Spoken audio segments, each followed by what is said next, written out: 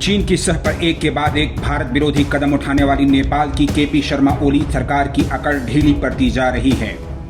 सीमा विवाद पर भारत के सख्त रुख के बाद अब नेपाल की ओली सरकार विशेषज्ञों से सुझाव ले रही है कि किस तरह से भारत को बातचीत के लिए मनाया जा सके। नेपाल सरकार ने यह कदम ऐसे समय पर उठाया है जब सीमा, अयोध्या और बुद्ध को लेकर दोनों देशों के बीच विवाद बढ़ता जा रहा है।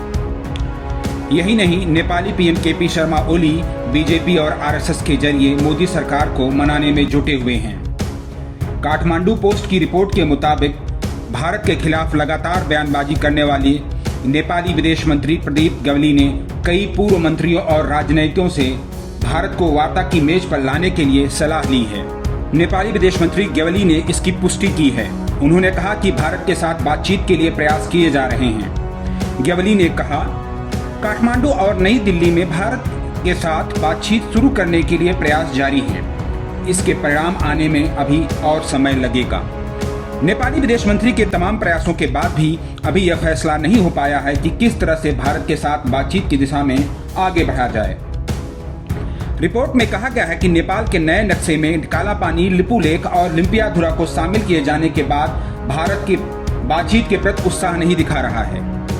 काठमांडू पोस्ट ने सरकारी सूत्रों के हवाले से कहा कि ओली सरकार के नया नक्शा जारी करने के बाद सीमा विवाद और जटिल हो गया है। भारत का कहना है कि ये तीनों ही इलाके उसके हिस्से हैं। भारत और नेपाल दोनों ने ही यह कहा है कि बातचीत के जरिए ही इस पूरे मुद्दे का समाधान किया जाएगा, लेकिन अभी तक दोनों देशों के बीच बातचीत नहीं शुरू हो पाई है। बता दें कि 8 मई को भारत के रक्षा मंत्री राजनाथ सिंह ने लिपू लेक को चीन से जोड़ने वाली सड़क का उद्घाटन किया था। इसके बाद नेपाल ने विरोध जताते हुए चीन की राजदूत की सह पर नेपाल का नया नक्शा जारी कर दिया था। भारत में नेपाल के पूर्व राजदूत दीप कुमार उपाध्याय ने कहा, विदेश मंत्री ग्यावली दावा करते हैं कि उनकी सरकार भारत के राजनीतिक नेतृत्व से संपर्क में है, लेकिन अभी तक कोई परिणाम नहीं आया है। एक नेपाली राजनयिक ने नाम न लिखने की शर्त पर कहा, क्यों नहीं विदेश मंत्री इधर उधर की बातचीत करने की बजाय अपने भारतीय समकक्ष एस जयशंकर के साथ सीधे फोन कर बातचीत नहीं करते हैं। इस तरह के मौकों पर दोनों देशों के नेताओं के बीच निजी रिश्ते बेहद जरूरी हैं। यही नहीं, पीएम ओली भी भारत के साथ पर्दे के पीछे से बातचीत करने के लिए प्रयास कर रहे हैं।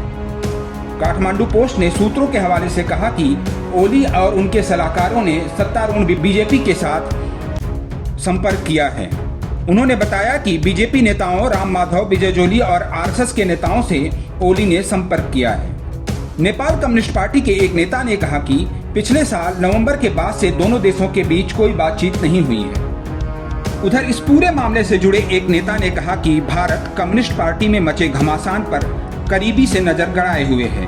नेपाली नेता ने कहा, भारत जानता है कि अगर हमने अभी ओली से बातचीत की तो यह उन्हें और मजबूत करेगा, जो नेपाल कम्युनिस्ट पार्टी का दूसरा धड़ा पसंद नहीं करेगा। यही नहीं, नेपाल कम्युनिस्ट पार्टी के अंदर चल रहा आपसी सिर फुटौल भी भारत के साथ बातचीत में देरी के लिए जिम्मेदार है। प्रचंड और पीएम ओली के बीच चल रहा विवाद अब काफी बढ़ गया है और पार्टी टूट की कगार पर पहुंच गई है।